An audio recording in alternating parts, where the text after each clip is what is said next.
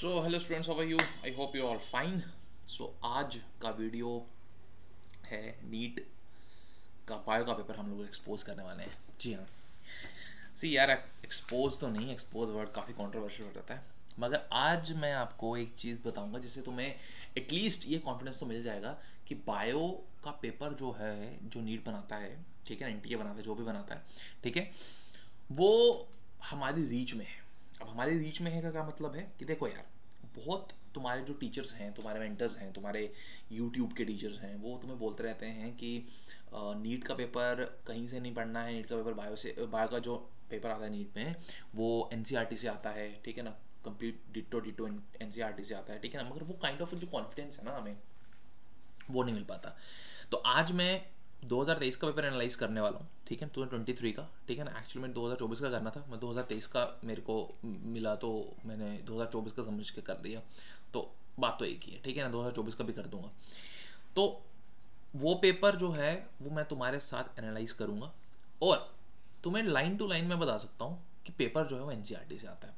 अब इससे तुम्हारी एक चीज़ तो क्लियर हो जाएगी कि हाँ यार, सिर्फ और सिर्फ एनसीईआरटी पढ़ के हम नीट में जो है वो फुल स्कोर कर सकते हैं, ठीक है, बिकॉज आपका टारगेट 360 आउट ऑफ 360 रहना चाहिए. बिकॉज एक नॉर्मल एवरेज बच्चा जो कि नीट की अच्छे से प्रिपरेशन कर रहा है, वो भी जो है वो 300 प्लस मार्क्स स्कोर कर सकता है. So if you want to be in top rank, so then you have to you know take bio to the next level, and in order to get that thing आपको 360 और 360 score करना पड़ेगा. So without wasting any time सीधा मैं आता हूँ. अब देखो यार, मैंने हर एक क्वेश्चन का पेज नंबर एनसीईआरटी से मार्क किया हुआ है, और मतलब कि कौन सा क्वेश्चन कौन से पेज नंबर से है वो मार्क किया हुआ है, ठीक है ना. अब मैं यहाँ पे पूरी वीडियो उस पर नहीं बनाऊंगा, ठीक है, मैं आपको कुछ यहाँ पे एग्जांपल दे रहा हूँ, ठीक है. अगर आपको ये पूरी पीडीएफ चाहिए, ठीक है, कि पूरे के पूरे कौन सा क्वेश्चन कौन से पेज नंबर से है, then you can comment me NEET PDF, ठीक है. नीट पीडीएफ कमेंट करोगे तो मैं आपको ये पीडीएफ जो है वो प्रोवाइड कर दूंगा बिना किसी टेंशन के, ठीक है. तो यहाँ पे मैं आपको 3 से 4 क्वेश्चंस के एग्जांपल दे देता हूँ, ठीक है ना, ताकि आपको ये आइडिया हो जाए कि हाँ यार, वाकई में बंदा सही बोल रहा है, ठीक है. So let's get started. Okay. So अभी अगर मैं ये देखो, फर्स्ट क्वेश्चन देखूँ अगर इसका, अब आपको यहाँ पे दिख रहा होगा कि सामने लिखा हुआ है, the forces generated by the transpiration can lift xylem size column of water over 130 meters height. And statement 2 है कि transpiration cools leaf surfaces sometimes 10 to 15 degree by evaporating cooling. अब इस क्वेश्चन में तुम्हें बताना क्या है कि स्टेटमेंट 1 करेक्ट है, 2 करेक्ट है, ये वो, मतलब कि स्टेटमेंट 1 करेक्ट है, स्टेटमेंट 2 करेक्ट है, दोनों स्टेटमेंट करेक्ट है, दोनों स्टेटमेंट इनकरेक्ट है, ये वाला, ठीक है. अब मैं तुम्हें लेके चलता हूँ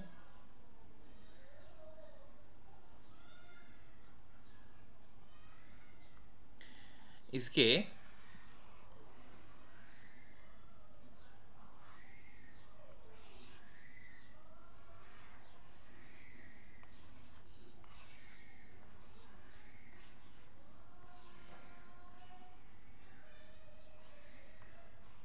आंसर पे. अब सुनो भाई, देखो भाई,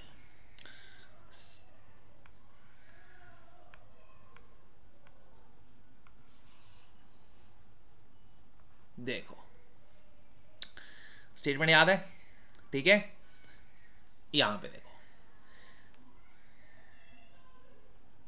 cools leaf sometimes 10 to 15 degree, सामने मिल गया, ठीक है. सो आराम से तुम जो है ये कर सकते हो, ठीक है. तो यार क्वेश्चन जो है वो सारे के सारे एनसीईआरटी से ही आते हैं, ठीक है ना. अच्छा, उसके बाद यार एक,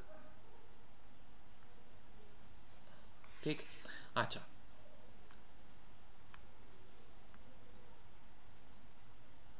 अब देखो भाई, नेक्स्ट क्वेश्चन मैं तो बताता हूँ. हाँ, 103 क्वेश्चन, ठीक है. क्या क्वेश्चन है? Given below two statements, one is level as assertion and reason. Assertion reason का क्वेश्चन है, गेमेटोफाइट लाइफ साइकिल है प्रोटोनिमा स्टेज का, ठीक है ना. तो यहाँ पे ये क्वेश्चन जो है ये भी डायरेक्टली एनसीईआरटी की लाइन से उठाया हुआ है यार. ये देखो भाई, अब तुम्हें मैं इसका भी जो है वो एनसीईआरटी की लाइन बता देता हूँ, कहाँ कहाँ कहाँ कहाँ कहाँ गया?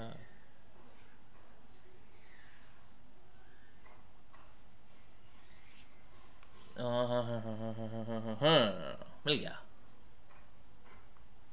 ये भाई पढ़ लो इसको।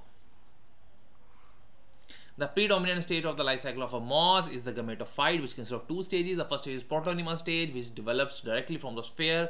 It is a creeping green, branched and frequently filamentous stage. तो यार फिर से वही क्वेश्चन जो है सीधा से सीधा एनसीईआरटी से लाइन टू लाइन उठाया गया है, ठीक है। नेक्स्ट क्वेश्चन की एग्जांपल देता हूँ तुम्हें मैं, ठीक है।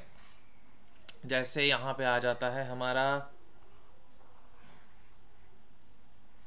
हाँ हाँ,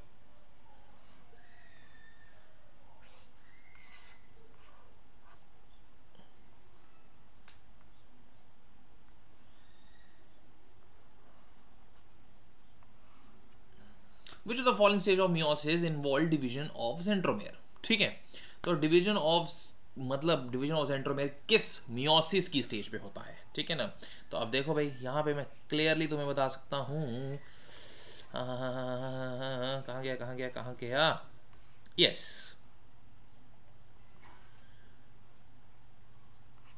ये देखो भाई, पढ़ो इसको, sorry anaphase 2, it began with the simultaneous splitting of centromere, ठीक है।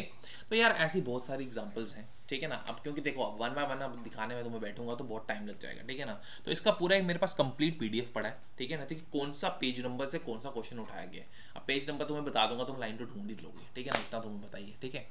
तो इस वीडियो का पर्पज यही है दैट आपको ये बताना कि NCERT is the Bible and yes it is absolutely true, ठीक है, कि यहीं से ही पेपर बनेगा। इन दो बुक्स को जो है वो पढ़ना है, अच्छे से पढ़ना है, लाइन टू लाइन याद रखना है, एक फोटोग्राफिक मेमोरी अपने आप में छाप लो।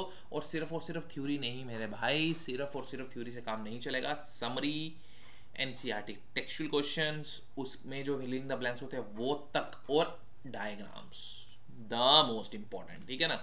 अब यार इतने बड़े लेवल का पेपर है, सिर्फ दो बुक्स में तुम्हें रटने के लिए बोल रहा हूँ, मतलब कि अपने दिमाग में घुसानी है, ठीक है ना। 10 बार रिवाइज करो, 20 बार रिवाइज करो, 50 बार रिवाइज करो, तुम्हारी मर्जी है, ठीक है ना, तुम जितने में कंफर्टेबल हो, ठीक है। तो एनसीईआरटी को बांध लो, ठीक है, फिर टेस्ट जितने मर्जी दो, तुम्हारी मर्जी, ठीक है ना। और टेस्ट में कई बार क्वेश्चन ऊपर नीचे हो जाते हैं, आउट ऑफ द एनसीईआरटी में भी वो डाल दे, मगर तुम्हें स्टिक रहना है सिर्फ और सिर्फ एनसीईआरटी पे, सिर्फ और सिर्फ एनसीईआरटी पे, दैट्स इट, ठीक है। साथ में सप्लीमेंट कर देना है टेस्ट और पीवाईक्यूज, तुम्हारा काम हो गया। 360 आउट ऑफ 360 डन है भाई, ठीक है। अब आगे और वीडियोस में तुम्हारे लिए बनाता रहूँगा, जिसमें तुम्हें मैं नीट के बारे में जितनी भी और माइन्यूट डिटेल्स हैं वो कवर अप करने की कोशिश करेंगे। Till then thank you so much, have a nice day.